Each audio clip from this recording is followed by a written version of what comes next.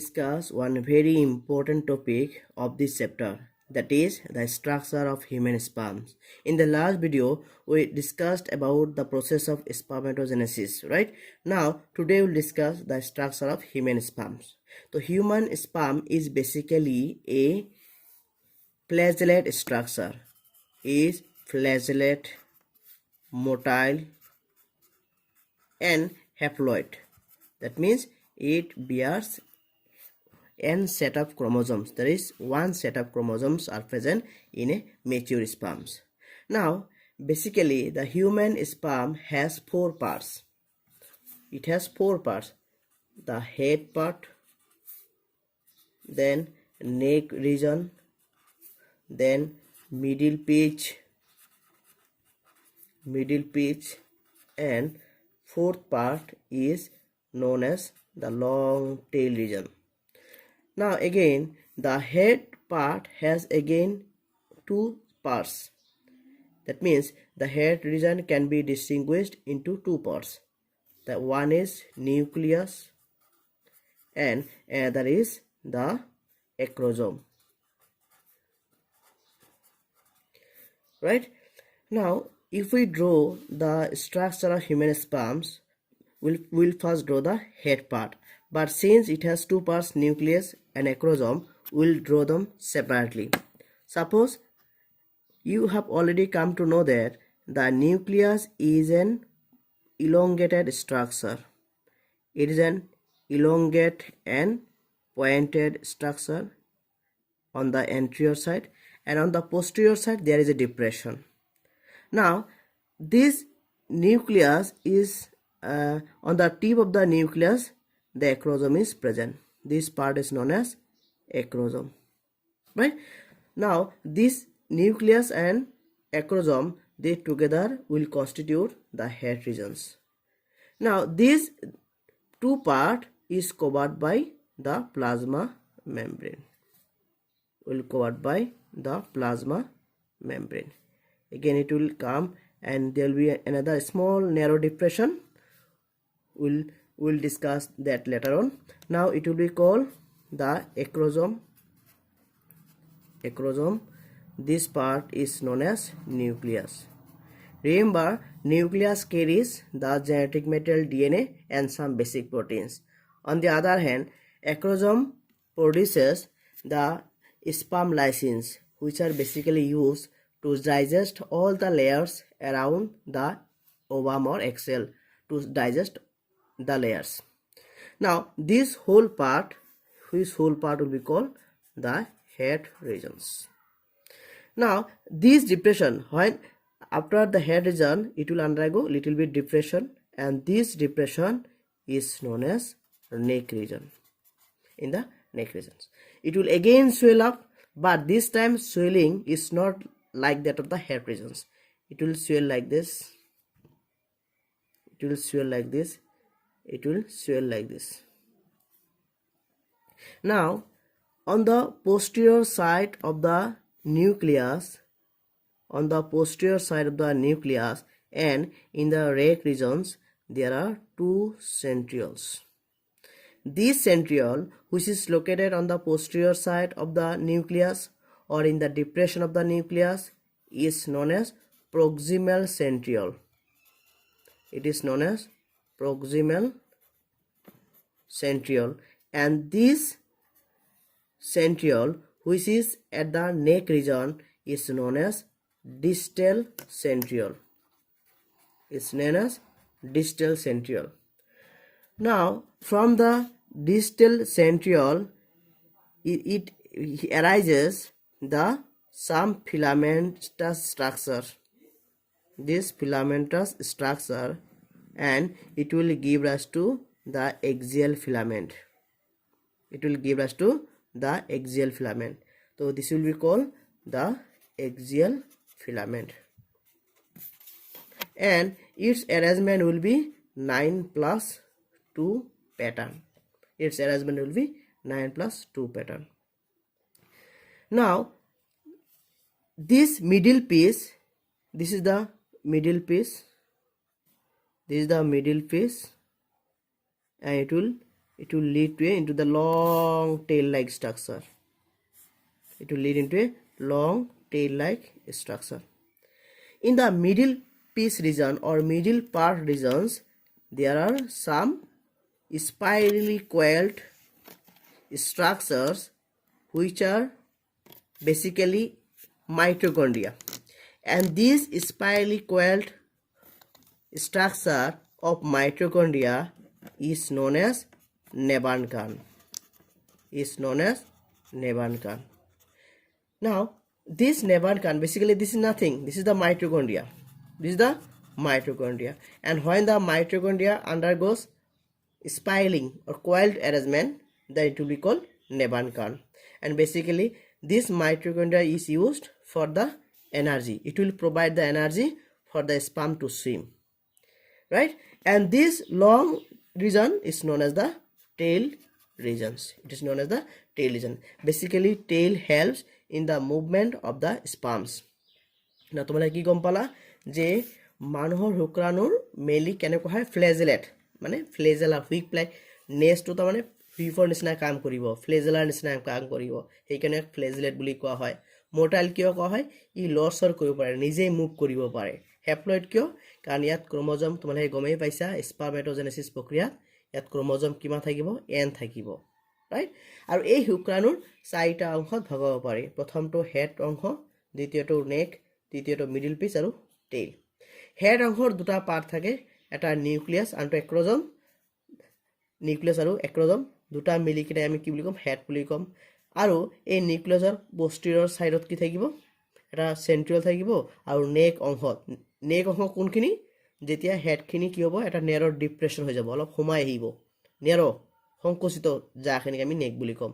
এতিয়া সেই নেকখিনি এটা সেন্ট্ৰিয়ল থাকে, যিটো সেন্ট্ৰিয়ল আমাৰ নিউক্লিয়াছৰ ডিপ্ৰেছনত থাকিব তাক কোৱা হ'ব প্ৰক্সিমেল সেন্ট্ৰিয়ল। আৰু যিটো সেন্ট্ৰিয়ল নেক ৰিজনত থাকিব তাক কোৱা হ'ব ডিস্টেল সেন্ট্ৰিয়ল।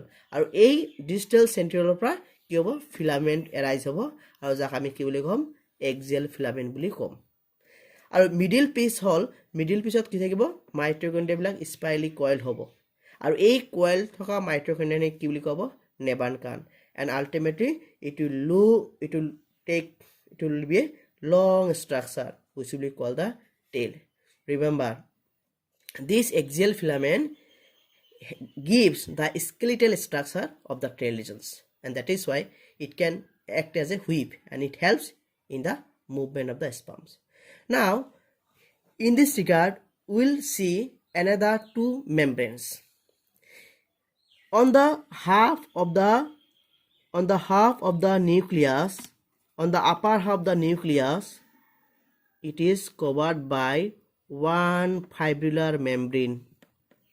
It is covered by one fibrillar membrane, and this fibrillar membrane is known as galea. It is known as galea. That means upper half of the nucleus and acrosome is covered by one fibrillar membrane, and this membrane is known as galea. And the lower half of the nucleus and the middle piece, up to middle piece, is covered by another fibrillar membrane. It is covered by another fibrillar membrane, and this fibrillar membrane has got another name, has got another distinct name, and this is called the manchate. This is known as manchate.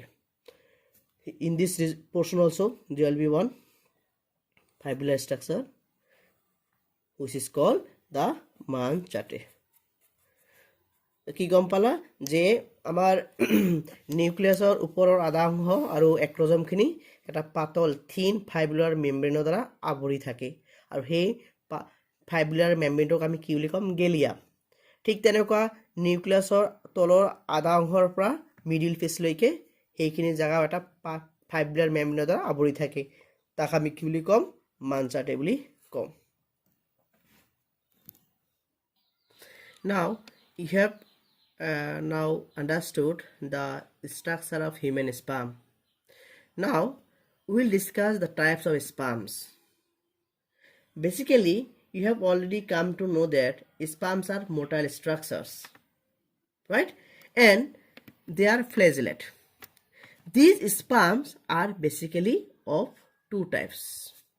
They are basically of two types. You know, the sex chromosomes are X and Y. The sex chromosomes are X and Y. Now, if we consider a germ cell containing the chromosome XY, definitely, suppose this is a germ cell and it contains XY. Now, what will happen? When it will undergo meiosis 1, the chromosome number will become half, that means X and Y. And after meiosis 2, when it will undergo meiosis 2, that means 2X and there will be 2Y. Now, these are called the spermatids. Now, after the spermiogenesis process, it will give rise to X chromosome containing sperms. This will again give rise to X chromosome containing sperms. This will give rise to Y chromosome containing sperms, and this will give rise to again Y chromosome containing sperms. Now, here we have found two types of sperms. Two sperms are X chromosome containing sperms and two sperms are Y chromosome containing sperms.